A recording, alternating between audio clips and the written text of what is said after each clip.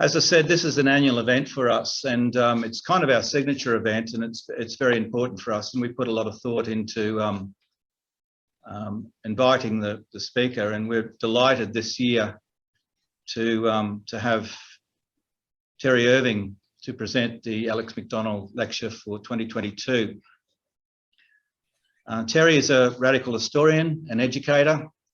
He was one of the founders of the Free University in Sydney in the late 1960s. He was an activist in the movement to democratise universities in the 1970s. He was a prominent New Left contributor to the writing of Australian history in the 1980s. And he was the editor of Labour History, a journal of labour and social history in the 1990s. From the 1960s, he taught in universities in Australia and in the United States. He is the author of 10 books, including Class Structure in Australian History with Raewyn Connell, Radical Sydney with Rowan Cahill, The Fatal Lure of Politics, The Life and Thought of Vere Childe. The title of Terry's lecture tonight takes the form of a question. How can history be useful to a workers' movement in 2022? For the Brisbane Labour History Association, this is a vital question because what we strive to do is to position ourselves as an organisation which fosters and communicates historical knowledge that is useful to workers and progressive organisations and progressive struggles. And so this was very germane to our interests as an association. And the idea for this lecture tonight came out of a recent book that Terry co-wrote with Rowan Cahill, which we have copies of here tonight. Please welcome for the 2022 Alex Macdonald Memorial Lecture, Terry Irving.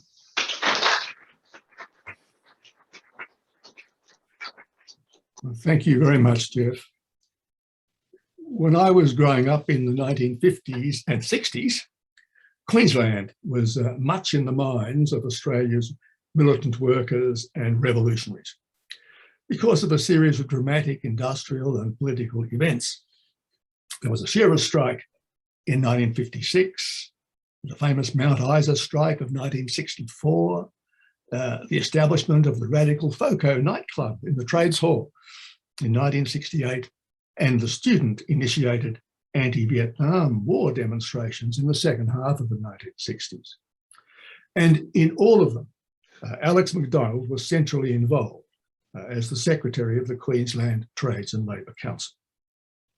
He was a prominent member of the Communist Party, and as I was growing up in a communist household, reading the party press, his name was well known to me. I felt proud that my party included such an outstanding leader. So it's an honour for me to present this Alexander Macdonald lecture, and I thank Jeff and other members of the executive of the Brisbane Labour History Association for inviting me. I was aware that tonight's lecture will be followed by a panel discussion, and I prepared the lecture with that discussion in mind, and I thank Jeff again for arranging it. But preparing a lecture in Alex Macdonald's name has also been a poignant reminder of what we have lost, and a chance to consider how history might be useful in the process of rebuilding a workers' movement. In the first part of the talk, I'm calling Celebration and Struggle. There's a wrong way and a right way to use history in the labour movement. The wrong way is to remember the movement's historic achievements by extracting them from the context of struggle in which they occurred. The right way does the opposite. It reveals the struggles that led to the victories. But surely you say, that's obvious. The second way is obviously better. Well, perhaps, but only if you think like someone who is part of present day struggles. The reason there's a right way and a wrong way is that every movement has to create its own institutions, and the view from those institutions is not always the same as the view from the field of struggle. The labour leader and the rank and file worker may not view their common struggle in the same way. Why is this so? Labour's institutions, for example, unions and parties, are the end product of an historical process that looks a bit like this.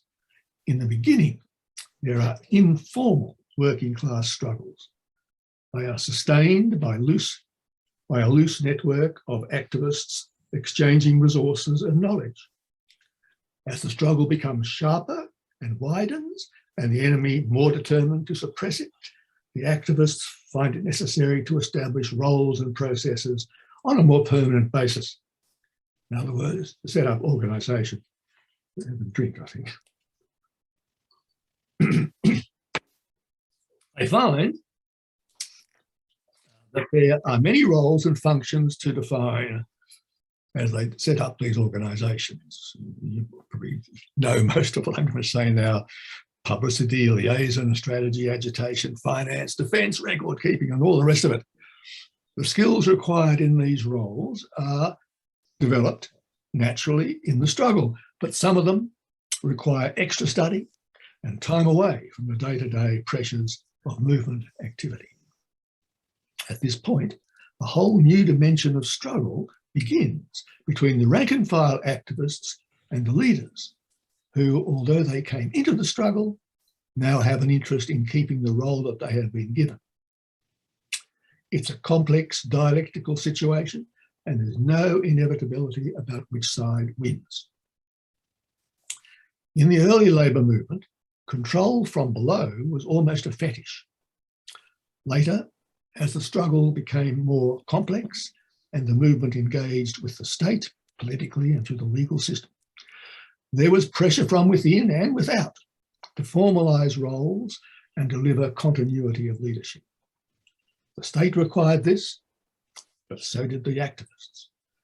So constitutions were drawn up, lawyers were hired, elections held, and leadership became a career. Historically, this happened very quickly. Many of Labour's new leaders became more interested in their place in the power structure of capitalism and its racial, gender and generational bases of rule than in the exploitation and oppressions of ordinary working people whom they supposedly represented. As Gordon Childe, the great Labour intellectual in this early period of Australian history, as Gordon Childe wrote in How Labour Governs in 1923, Labour's leaders, united by a common desire to maintain their positions, undergo a mental transformation once they enter Parliament. And he made the same point about union bosses once they give up the tools. Meanwhile, rank and file activists developed a contempt for, as we call them now, the suits. And when they were in a position to do so, the activists fought back by forming caucuses or factions within labour organisation. With democracy as their catch cry, they were able to keep the worst abuses of careerist leadership in check.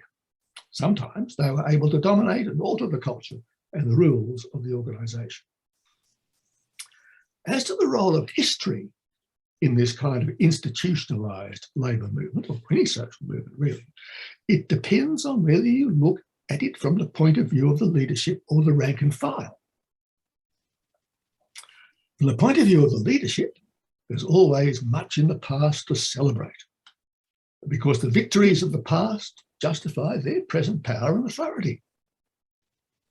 It is as if the leaders are saying to us, forget about the struggles of the past, rather focus on the succeeding victory. Why do they talk about the struggles of the past in this way? Because it's in their interest. Their position in the present is stronger the less they have to deal with an assertive and potentially disruptive rank and file that feels as if its interests are being subordinated to those of the leadership. Meanwhile, the leaders respond with their best argument. Don't weaken the organisation, comrades, because our victories were the result of its strengths. So they say, celebrate the victories and don't forget to vote. But the rank and file militants say no. The struggles of the past and those of the present are a continuum. The victories of the past were hard won, and they were never as good as they ought to have been. They were compromises, half successes, and attempts to achieve a better result had to continue after the so-called victory. So the struggle continued. This is a lesson of history. La lotta continua. Now, in this part of the lecture, I want to turn to something that you may be familiar with as Queenslanders.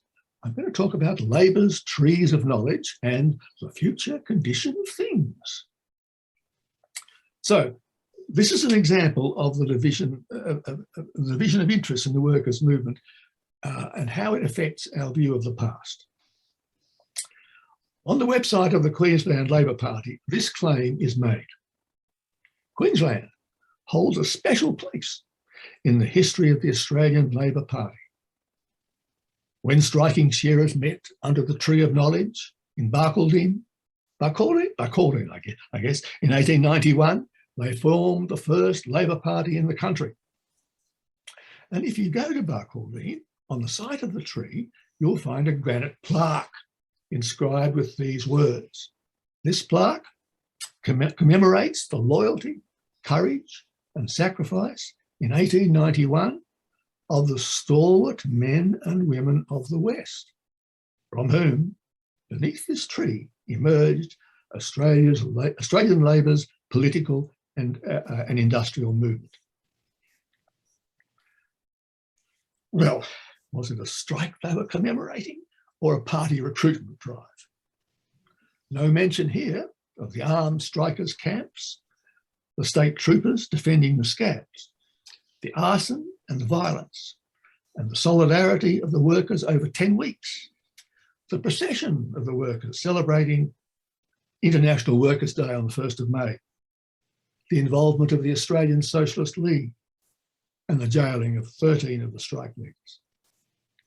Moreover, the plaque is plainly wrong, for Barcaldine was not the site of the first Labour political organisation in Queensland, let alone the rest of Australia. At the time, its tree was not referred to as the Tree of Knowledge. In fact, it was not until 1948 that there was a reference to Barcaldine's tree as the Tree of Knowledge in the Brisbane Worker. Meanwhile, from the 1910s, the Labour public elsewhere was embracing the usefulness of trees of knowledge. Journalists at the time detected trees of knowledge in several cities, Melbourne, Adelaide, Sydney, and in many country towns. As well as Barcaldine, they were to be found in Townsville, Charters Towers, Charleville, Blackall, Cloncurry, Bowen and Darwin. So not one iconic tree to celebrate, but a dozen. And suddenly we're faced with a different imperative: how to explain a hitherto neglected aspect of working class struggle. What was the attraction of these trees to workers? It was their informality and casual atmosphere. And importantly, they could use the thing free of charge. They were places where itinerant workers could meet up and exchange news about jobs and friends. They allowed new converts to Labour, to Labour's cause, to try out their ideas and talk about their reading. Everybody read a lot in those days. They were sites for meetings about the current struggle and assembly points for marches and protests. Messages and notices could be stuck to their trunks and flags hung from their branches. Now, a respectable society was unhappy about this radical appropriation of public spaces. Over several months in 1913 in Sydney, according to the International Socialist, a newspaper published in Sydney, there was a dogged war of position between some proletarian philosophers and the City Council's park rangers. I'm quoting now from the article. The philosophers that gather round the Tree of Knowledge sit and talk all day. During the night, the authorities carefully scatter all the seats, but it has no effect. The police had also been involved, trying to summon some of these men, but anon philosophers still keep gathering at the tree. So the City Council brought in a new bylaw. And I'm quoting now again from the article, on Saturday in February, it says, 2 rangers purposely walked up to a small crowd. One ranger told the men they were a mean lot and ordered the people off the seat so that he could shift it. The other ranger explained that they would be forced to prosecute under the new bylaw, which he said was intended to break up that crowd. Well, the writer and international socialist was outraged, and he concluded with this point. This park was made by the sweat and toil of unionists and others who were sent out here as convicts for political reasons. Yet here we have a spectacle of a fat-bellied flunky telling people they're a mean lot. Soon there won't be any free speech in our parks. So the radical press kicked up a fuss to defend Sydney's Tree of Knowledge, and the Sydney bylaw was never enforced. And perhaps as a result of the campaign, the Labor government at the time, a few years later, gazetted a string of speakers' corners, as they were called, in Sydney to mollify the radical agitators angered at continual police harassment. By 1918, Sydney's Tree of Knowledge was so well known in Labor circles that it was written up in the Brisbane Worker. I quote it again now. It's known colloquially as the Tree of Knowledge, and it is a gathering that is to be seen at any hour of the day or evening under a tree in the upper portion of Hyde Park, almost at the heart of Sydney. To the tree, in the course of the day or evening, drift hundreds of interested persons. Every rebel in Sydney knows the Tree of Knowledge, though many may never go there. And many a socialist, syndicalist or anarchist returning to Sydney after an absence in the country or in another state finds men whom he is seeking under the tree in Hyde Park.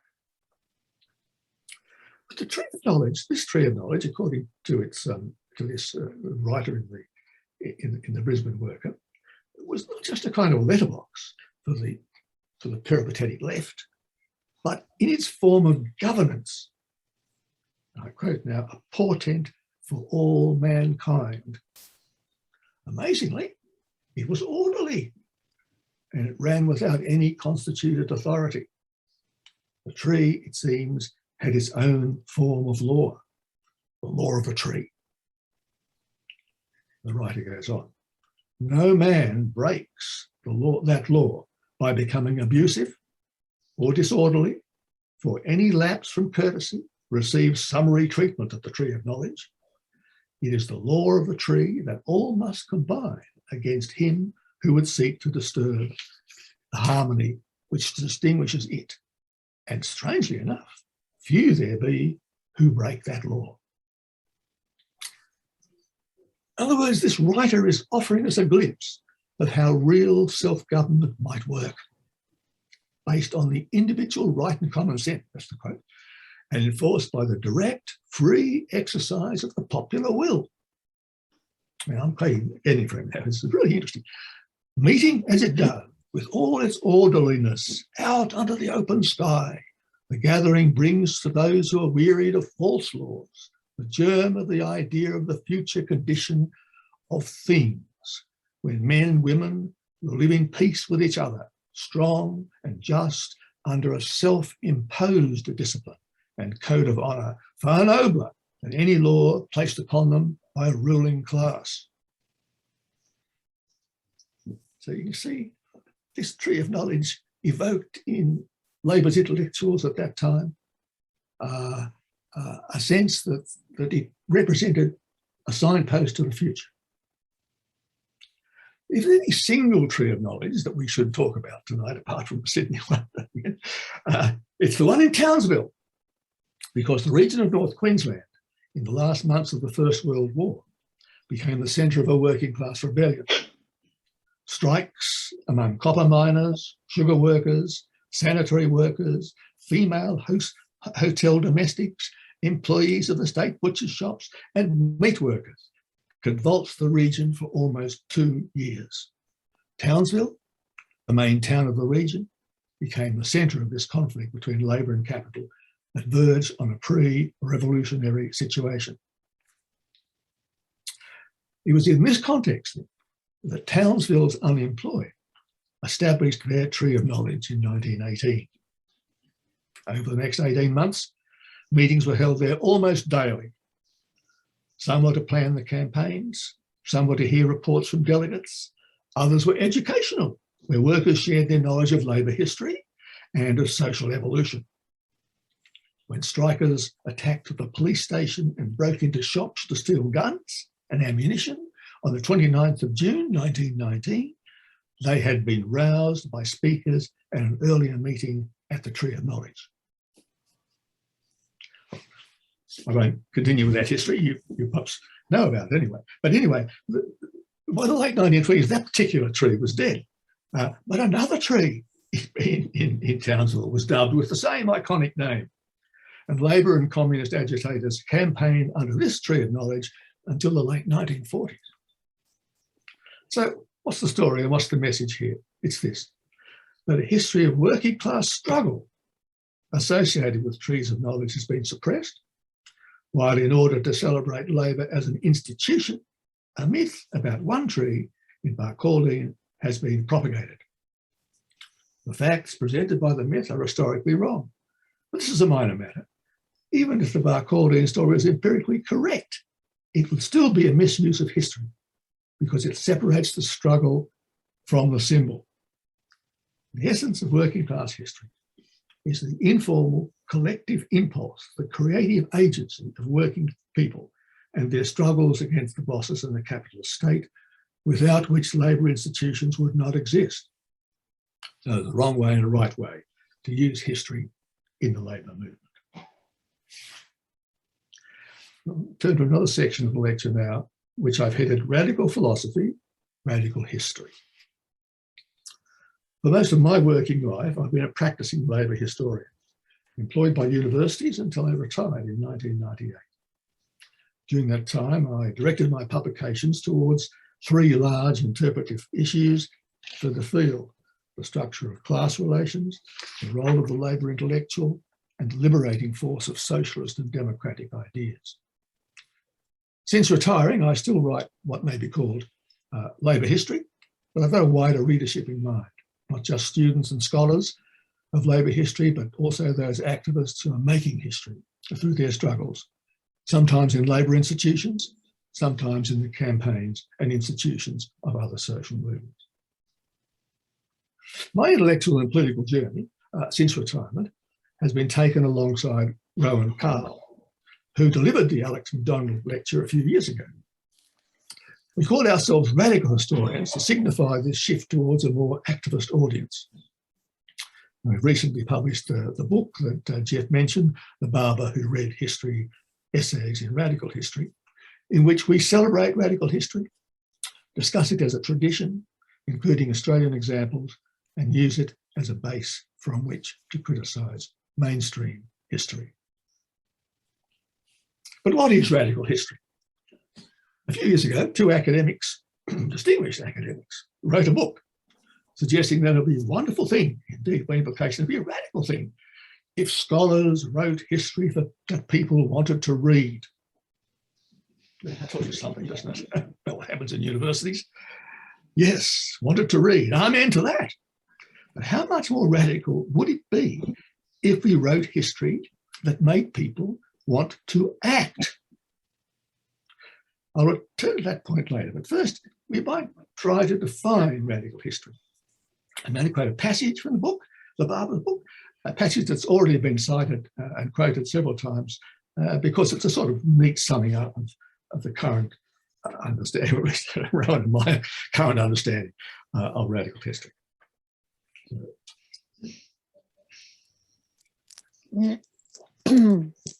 Radical historians write about the system of ruling and being ruled, the struggles of disempowered people to stand up to their oppressors and exploiters in order to take control of their lives by attacking coercive authority and by socialising power. They tell stories of resistance and agency, not of ruling and maintaining order, which are the signs of ruling class history. Radical historians, secondly, are partisan. They write with social purpose, and in doing so, they draw on radical philosophies, and methods. They write history as a political act. Thirdly, although writing about the past, they want to encourage people in the present to resist and rebel. Because the radical past was always being made anew, that's one of the lessons of a radical view of the past. It's always being made anew. Their work is pregnant with possibilities, alerting their readers to the possibilities for action in their own situations. And this has a consequence for how radical historians write. Readers must be given space to reflect on the present as well as the past. It's not enough to tell stories. The stories have to be shaped by theory, sharpened by the historian's passion, and pregnant with political questions needing answers. Moreover, whether writing for other radical intellectuals, engaging with scholarship and theory, or seeking a wider audience, radical historians place a high value on clarity of expression, avoiding, like the plague, the over-theoretical language of academic in-groups and the self-aggrandizing citation of trendy thinkers. Now, here's a point, though, in that definition that Rowan and I didn't expand upon at the time. In the second of the defining characteristics listed a minute ago, we refer to the need to draw on radical philosophies and methods. The importance of philosophy is often overlooked in radical history, indeed in all historical writing. Mainstream history, if I can call it that, often presents itself as being entirely based on the facts, in contrast to what it wrongly calls the ideological bias of radical history. And often mainstream history is factual to a boring degree. But looking carefully at mainstream history, noticing what is omitted as well as what is included, what people, events, ideas, settings do and do not appear, we can see how a particular view of the world is conveyed by the so-called facts of mainstream history. It is a philosophically liberal view of the world, one in which society is made up of individuals, each of whom has a natural right to life, liberty, and property. And that's a formula that in the material world, in reality, makes the ownership of property the basis of social life. It's a philosophy that justifies the fact that a class of property owners exist in capitalist society, and that justifies writing the history of that society to show that the interests of that class must prevail. Or to put it another way, it's a history of how society is ruled. It's ruling class history. This is not the kind of history that radicals write. If mainstream history has its own philosophy, so do we. The very concept of radical can only be understood philosophically. Although Rowan and I had the disconcerting experience recently of reviewing a book purportedly about radicalism that began with a definition of radicalism drawn from a dictionary, as if radicalism were a word that could be neatly summed up in isolation for its context and then added like a pinch of salt to any story we want to tell to make it into a radical story. Of course, radical historians don't fall for that trick, a trick that makes radicalism seem accidental or a choice made at the whim of the historian. No, we organise our thinking with radical ideas so that radical action appears as necessary in our situation as it was in the past. Whereas liberal philosophy starts with the individual, radical philosophy starts with the idea of social structure and looks for the structures of domination in capitalist society. There are several types of domination in capitalist societies. The primary one is class domination, which we experience most acutely at work. But the history of capitalism has spawned other forms of domination, for example, patriarchy and racialized capitalism. These in turn feed back into the class structure to strengthen the power of capital. As a result, the social forces and movements resisting capitalism are much wider than trade unionism They include movements for the rights of First Nations people, for an end to violence against women, for refugee rights, for gender and sexual liberation, and for the survival of life on Earth. All of these movements will include workers, and all of them may at times contribute to the workers' movement. So there's a range of radical histories that may be necessary in our work, and therefore a range of necessary radical philosophies as well. Not just Marxism in its classical form, but Marxist feminism, critical race theory, queer theory, and revolutionary ecology. So in the next bit of the lecture, I'm just headed telling stories. We'll get more to the point. Of course, talking about philosophy is not something we do every day. My point is that when we talk to fellow workers about our history, we should be philosophically grounded, but we should assume that they're not. And that because liberalism is the hegemonic philosophy of capitalist society. And our philosophical grounding needs only to be broad and simple in these situations. As radicals, bringing history into the workers' movements, plural, we need only to convey the idea that we are ruled, dominated, and that resistance, therefore, is necessary. We will have the further understanding that because domination takes several forms, racial, sexual, and so on, and takes place in different settings, the forms of resistance will be varied and complex, with a correspondingly complex set of histories.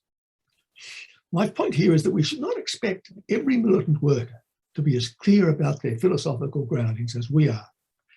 In fact, we should be careful about how we reveal our philosophical position, lest we turn workers away by using incomprehensible jargon and a history about which they know little, if nothing, if anything.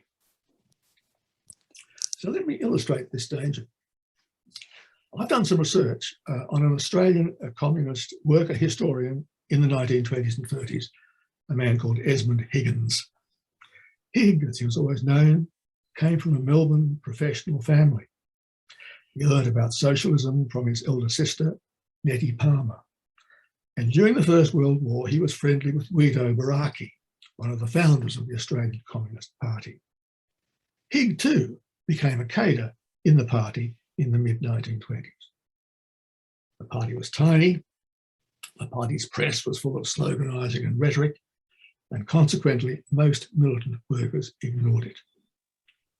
This failure to communicate worried Higg, and in 1935, unemployed after being eased out of the party leadership, he was working for the Dole in the outer Sydney suburb of Asquith.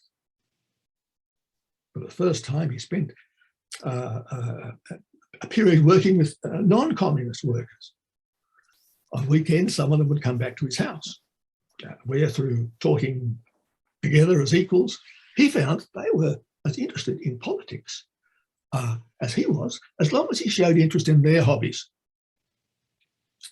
In a letter to his sister, he wrote, "I feel more than ever that Marxism is the only clue to life, but I'm overwhelmingly impressed that persuasion is the most difficult job in the world, which can be performed only on the basis of patient, diffuse, deliberate personal contact and conversation about human interests. Revolutionaries should not be blind hacks, but serve as a link between activists and philosophers, enabling them to find a common language." So that's what I feel too, only adding in relation to tonight's lecture that our common language will be suffused with historical understanding, because ultimately, if resistance is what we're aiming for, and as every instance of resistance carries a piece of radical philosophical baggage with it, then our story conveys the sense that we are making history as well as having been formed by it.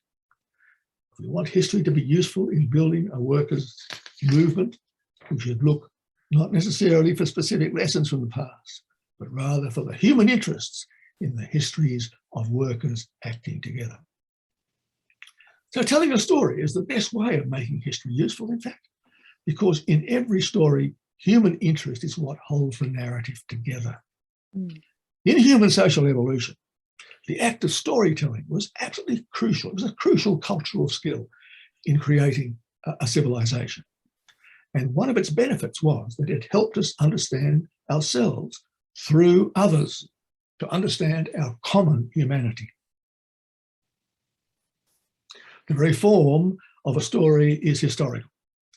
Telling stories of workers acting together for common interests will highlight their history of hopes, joys, freedoms, disappointments, resourcefulness, creativity, and their will to act, the deliberate choices they made in order to bring about social change, in order, that is, to escape the distorted relationships, the anti-human impulses of late capitalist society. This is what Higg meant when he exhorted revolutionary intellectuals to find a common language to bridge the gap between activists and philosophers. We should tell our stories using the language of feelings as well as ideas, conveying the knowledge that only the practice of struggle leads to liberation from capitalist exploitation and oppression, and thence to the realisation of our common humanity. And this is a main lesson, I think, that the workers' movement has to understand. Well, I'm going to sum up now. When I began thinking about this lecture, I imagined two different types of audiences: the radical scholar activists trained as historians in universities, and the worker historians who wanted history to provide practical advice about building a working class movement. But the more I thought about the differences between the kind of capitalism in which the classical labour movement in the 19th and 20th centuries developed, and our present globalised capitalism, the more I began to doubt that the past had much concrete advice about organising to offer worker historians today. Today's workers are primed for a more sophisticated understanding of history. The worker historian today is not like the autodidacts with limited formal education who created knowledge in the working class in the classical period. As an article in a recent Jacobin magazine pointed out, in the recent organising successes among workers in Amazon warehouses and Starbucks cafes in the United States, many workers or their leaders had higher education. Unlike the more homogeneous workforce of the early trade union movement, which was mostly white and male, these workers were also highly diverse in their racial, sexual, and educational backgrounds. Despite these cultural differences, they were equally caught up in the process of proletarianisation. As I worked on the lecture, I came across the pre-publication notice for Sam Wallman's comic book called Our Members Be Unlimited. Incidentally, the first printing of this book sold out even before the book was released to the public. So Wallman, in this book, the blurb, tells the story of how unionism arose, where it has flourished, and what are its challenges in the 21st century. The book's central thrust, we learn, is its exploration of, and I quote now, the urge to come together, to cooperate, that arises again and again in workers and workplaces everywhere.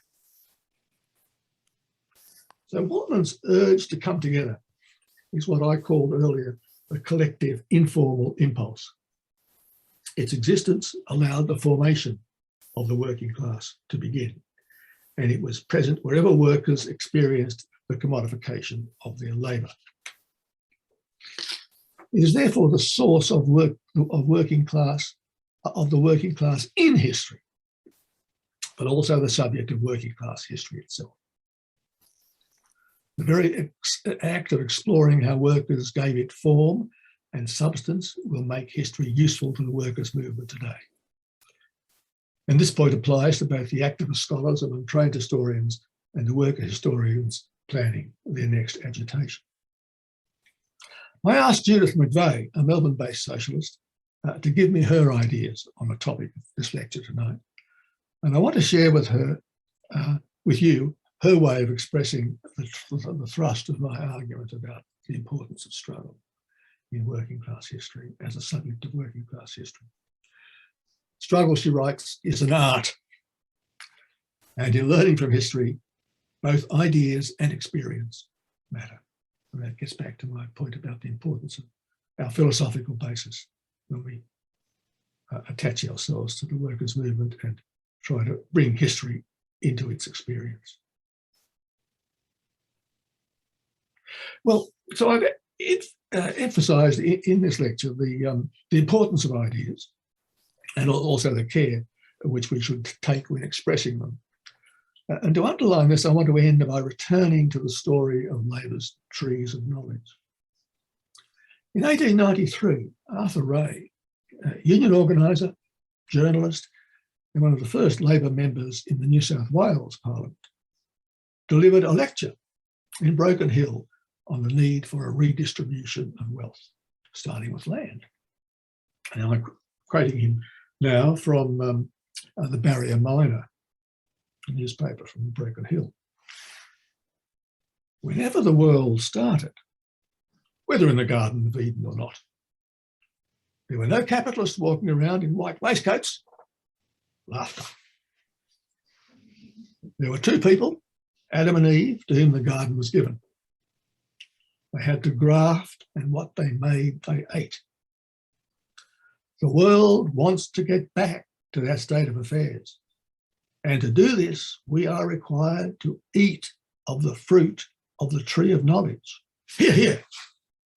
He hoped the audience would not carry out the parallel by looking upon him as the serpent who was tempting them. Laughter.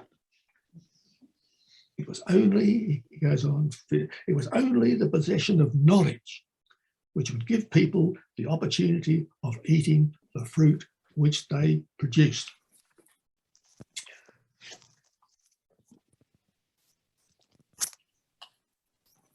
So, if you haven't twigged already, the tree of knowledge metaphor comes from the Bible. But Rae, the Labour intellectual and agitator himself, has radically altered the biblical meaning. According to the book of Genesis, God has given Adam and Eve eternal life and placed them in a paradise where they may eat anything except the fruit of the tree of knowledge, the knowledge of good and evil, which is divine knowledge. And God promises death if this rule is broken. You know the story then. Eve is tempted by the serpent. She eats the forbidden fruit, and men and women become mortal. Here, the Bible is introducing the reader to the ideas of obedience and terror. Subservience is the message. It is part of man's God-given nature, a trait that justifies him being ruled by other men as well as by God. Arthur Rae is not having any of that ruling class propaganda. He radically subverts the story. Workers such as Rae were establishing a radical tree of knowledge tradition in which the knowledge produced by workers under the tree in their struggles would help them throw off the yoke of capital and religion. In this Labour reading of the Bible, the terror associated with disobeying God by trying to understand the mystery of good and evil is replaced by the hope of emancipation through practical knowledge produced by the experience of work and struggle. So Rae's speech is a perfect example, I think, of what Esmond Higgins wanted Labour intellectuals to do, to find a common language, in this case taken from the Bible. Most people read the Bible in those days, to arm workers with knowledge about exploitation, about the need to rebel against it, and the final goal of working class socialism. So Jeff, I'll finish there and let the discussion